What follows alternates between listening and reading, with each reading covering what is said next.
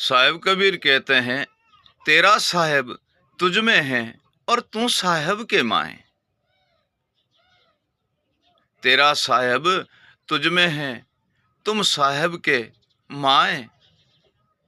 जागुरु के चरण में अविगत राह बताए। हे प्रिय सज्जनों, आपके ईश्वर, आपके परम तत्व, आपके निर्बंधन निरेकार और आपके अविगत पुरुष अविनाश आपके ही पास है और आप उनमें हो और वह आप में है।